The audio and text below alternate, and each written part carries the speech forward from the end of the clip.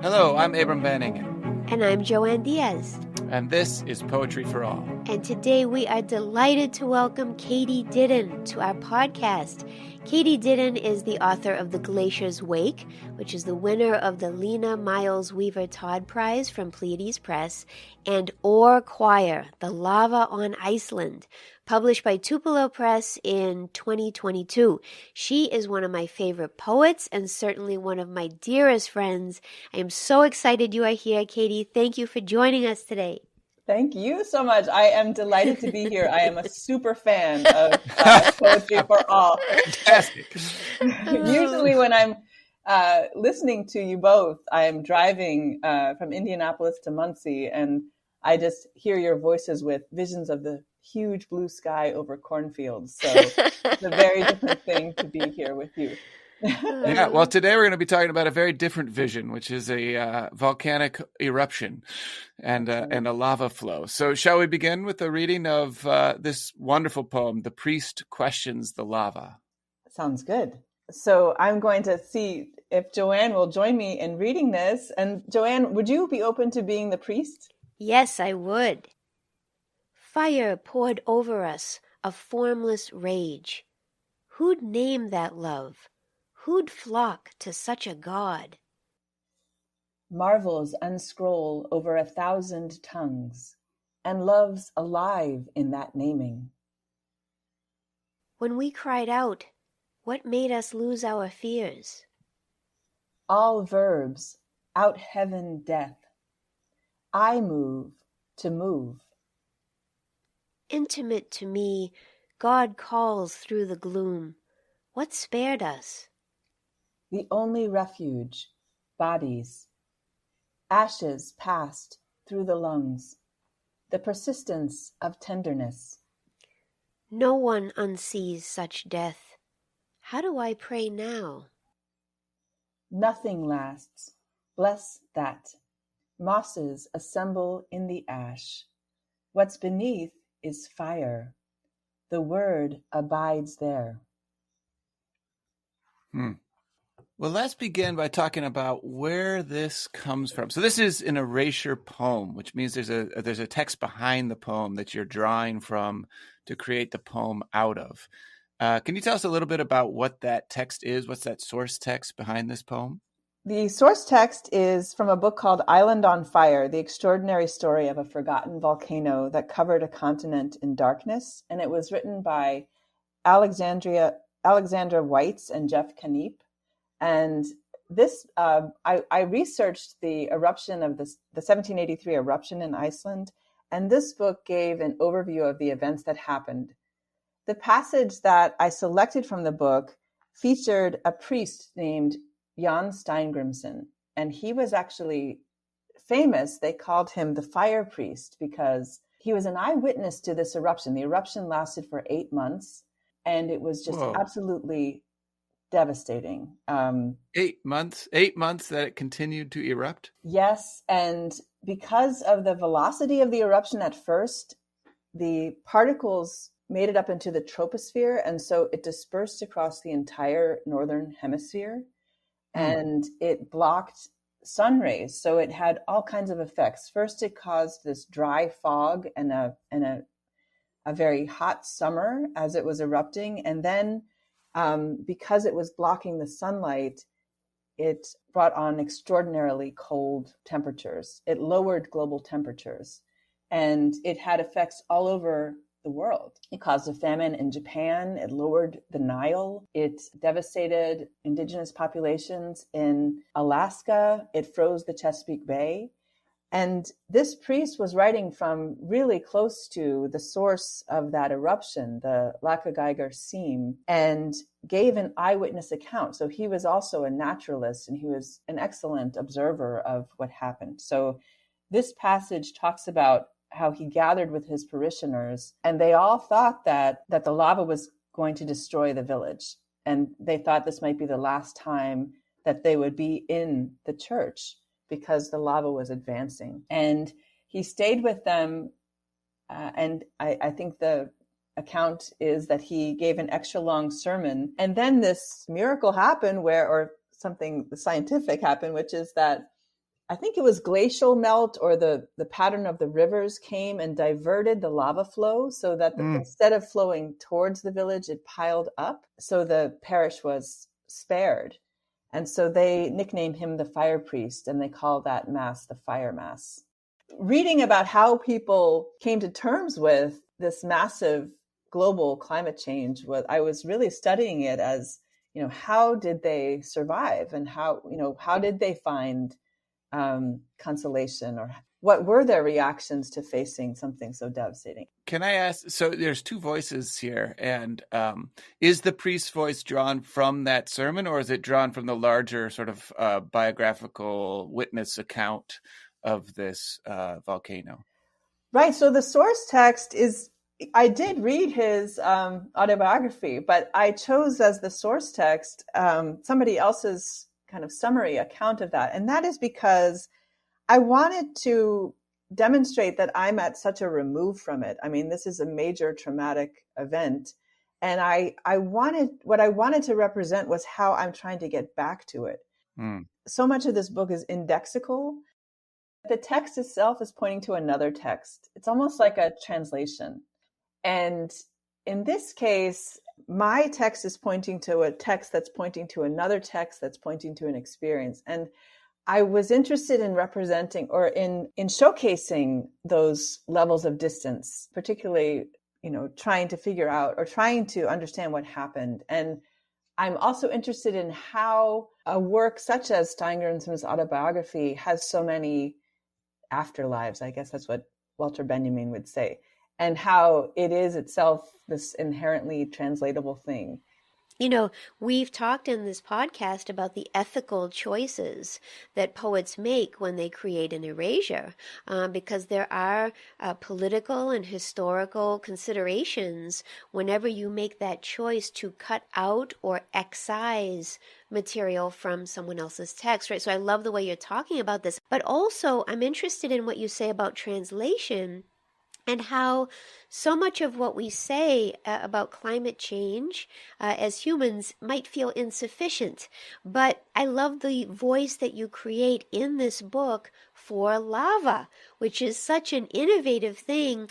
Throughout the book, in each poem, lava has so much to say, right? So maybe we could just talk about that voice. Why does lava have sentience in this collection? The choice to write in the voice of lava is in conversation with my first book. And so I really started the practice of assigning creatures and features sentience in my first book, The Glacier's Wake.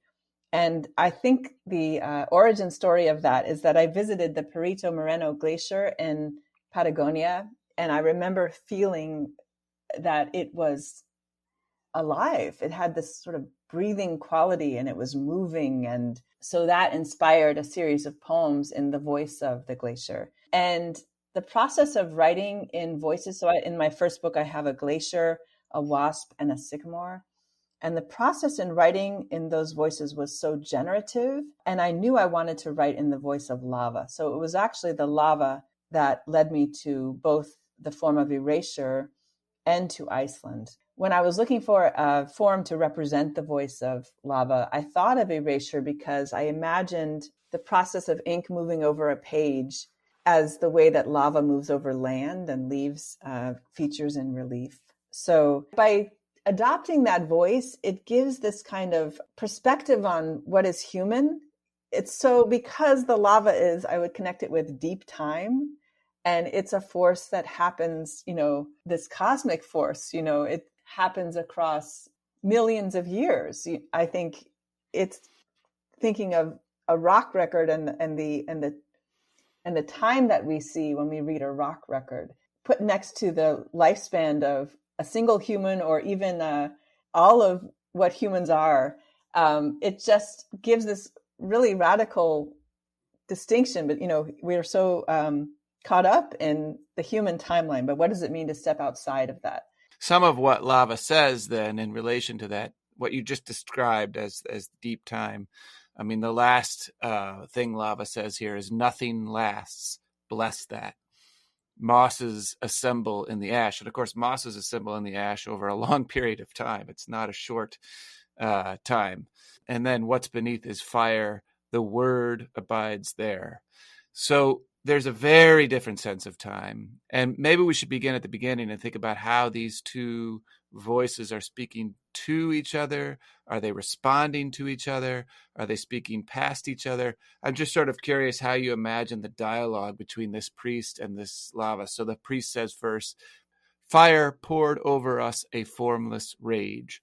Who'd name that love? Who'd flock to such a god? And lava responds, marvels unscroll over 1,000 tongues, and love's alive in that naming. I would start with the interviewer, in this case, the priest. And as far as I would get to the questions, so these first 3 lines, as far as I would get in the source text, that's as far as I had to find the lava's answer. So it's a retracing of the exact same amount of space in the source text. And again, that's pointing to kind of the infinite nature of a text, and how even though I'm using the same source material, I'm finding radically different language depending on the voice that I am listening to. Once I find the question or the series of questions that I want for the first pass, I start right there. And often I'm to the letter trying to find, I want to use as much material as I have, because you can really paint yourself into a corner. And so then I would find the next question, and then it would become a puzzle of, okay, how can I use this available material to find the lava's response? You're talking about the constraints of erasure, but yet there's something so generative about that for you, right? Yes, you have very few choices you can make, but you know what really interests me is that even though you're dealing with a source text, this is a Katy Didden poem. So, for example, in the final stanza, when lava speaks, nothing lasts. Bless that ah sound.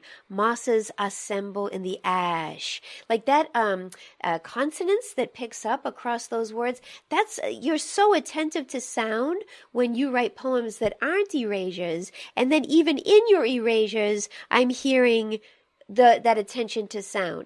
In this form, because it is so constrained, a lot of the decisions were made, and I was surprised by how consistent the voice is. And a lot of practitioners of erasure will go down to the level of the word, but I went down to the level of the letter, and that gave me a lot more, many more options, and in particular, it let me have the ability to rhyme. I'm super curious about the relationship between naming and love. Mm-hmm. The priest's first question there: who would name that love? Right. So you see this volcano erupt, you see this lava flowing, and the priest says, who'd name that love? And the lava responds that love's alive in the naming. I was thinking about the question you might hear people ask very often, how could all this suffering happen? How could there be a God if so much suffering exists? I was trying to answer that question, and I was thinking that maybe how would lava respond to that accusation? And I think that it is in the way that people respond, or that in the way that people come to language, and how language is a means of connection, and trying to honor the experience, or to share the experience, or to put things into a language that lasts over time. It did seem like that's an act of love. Well, and to connect that to what you were saying before about the priest's sermon, and this, according to the account, this sort of surprising effect that as they're having this mass, as they're doing this sermon, as the lava is approaching, they somehow feel no fear. So it's in the process of forming words around this tragedy that somehow they begin to lose their fears. And so that brings us to the priest's next question. When we cried out, what made us lose our fears? And the lava's response is all about these words, all verbs, out heaven, death, which I just think is an amazing line. All verbs, out heaven, death. I move to move. It reminds me of there's this writer I like named Frederick Buechner, and he's got this book called Godric, which is about a crazy old saint, and he talks to the river Weir. They have this relationship, he and this river.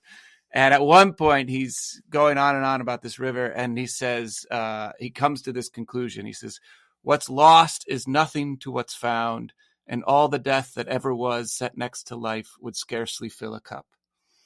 Wow. When Lava says all verbs out heaven death, there is this idea that no matter what death might claim, there is more to life than it can ever capture. Oh, that's such a beautiful interpretation. I've got tears in my eyes. Well, and what an interesting line, because out heaven is the verb and the sentence is about the verbs. I don't know. It's an amazing sentence. Like, it's so weird. It's just such a weird, profound articulation of that idea. It's wonderful. Well, that also comes from, I heard Forrest Gander give a talk at St. Louis University, and he talked about a Spanish translation of Genesis.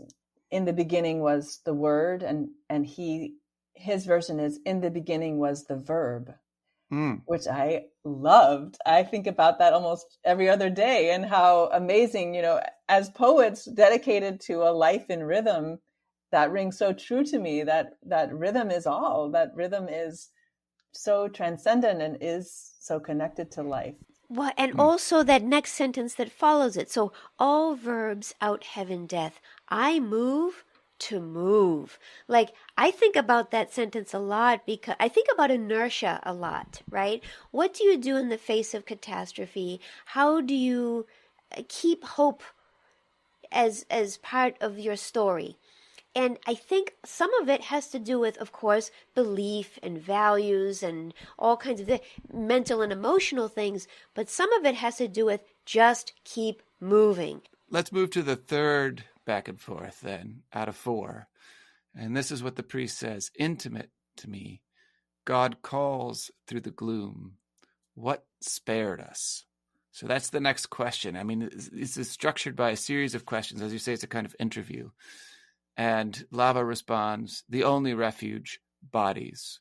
Ashes passed through the lungs. The persistence of tenderness."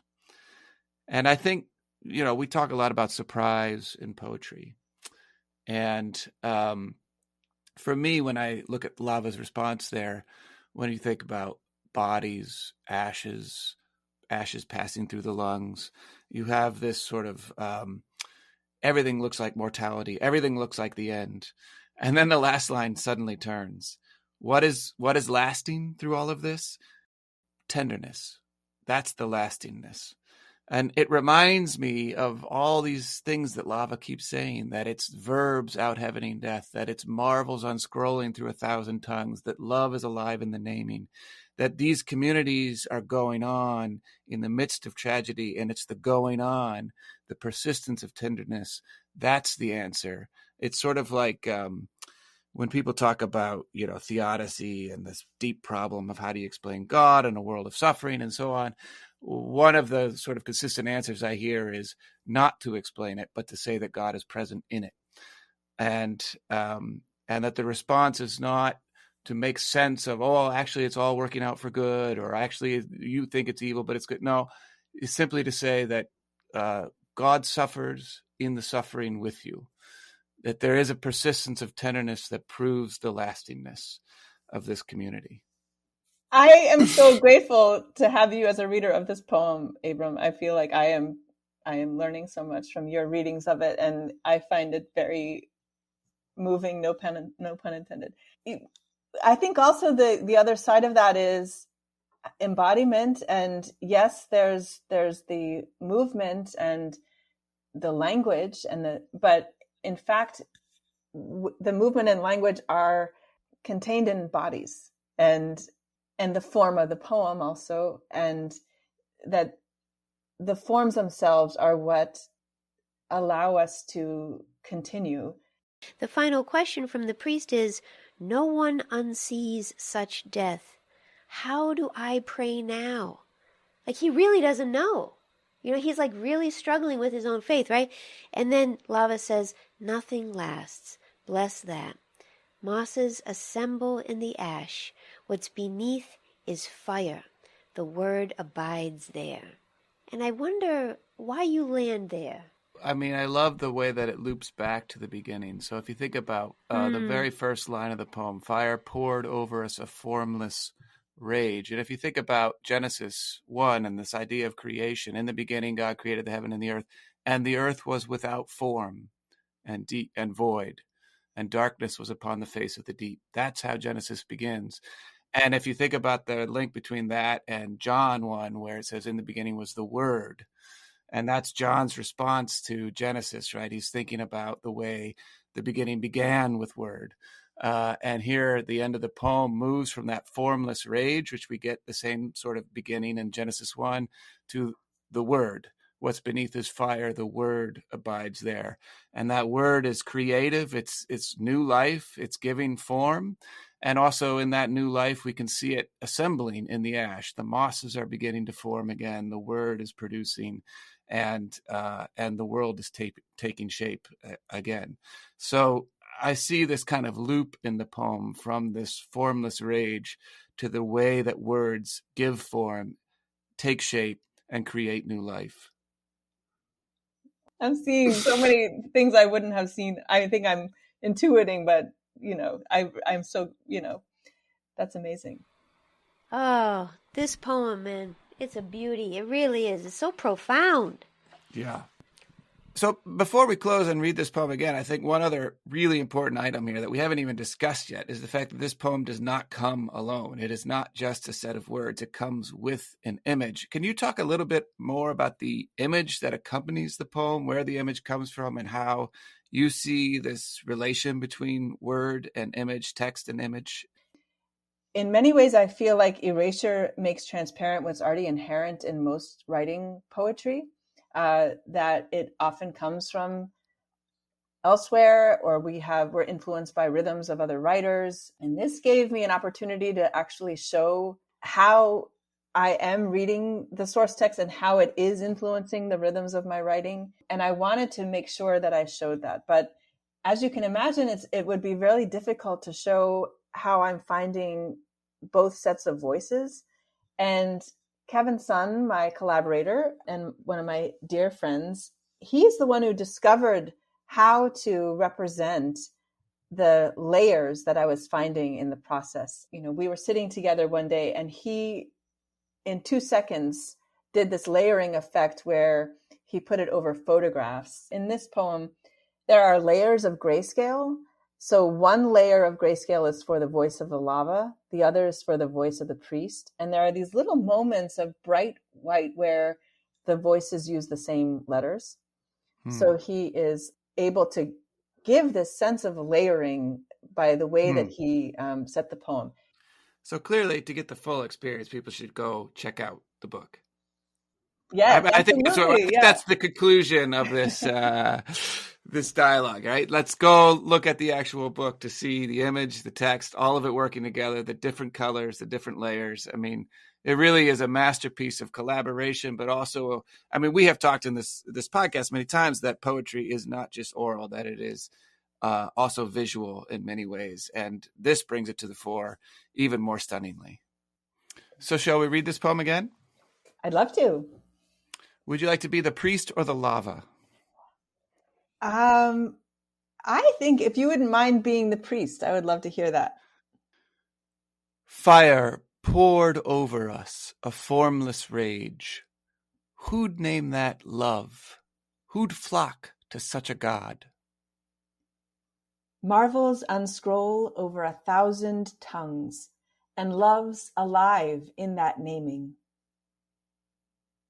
When we cried out, what made us lose our fears? All verbs out heaven death. I move to move. Intimate to me, God calls through the gloom. What spared us? The only refuge, bodies, ashes passed through the lungs, the persistence of tenderness. No one unsees such death. How do I pray now? Nothing lasts. Bless that. Mosses assemble in the ash. What's beneath is fire. The word abides there. Beautiful. Thank you. Thank you Katy. both so much. This was such a delight. I just could talk to you all for hours and hours. I had the best time. So thank you so much. Thank you. To learn more about Katy Didden and Or Choir, you can visit our website at poetryforall.fireside.fm, and please remember to visit the Tupelo Press website if you'd like a copy of her book. And please remember to subscribe to Poetry for All wherever you get your podcasts. And of course, if you like what you're hearing, we hope that you'll share a review. And be sure to follow us on Facebook, Twitter, and Instagram. Thank you for listening, and thank you, Katy, for joining us today. Thank you both. This was a delight. Thanks so much.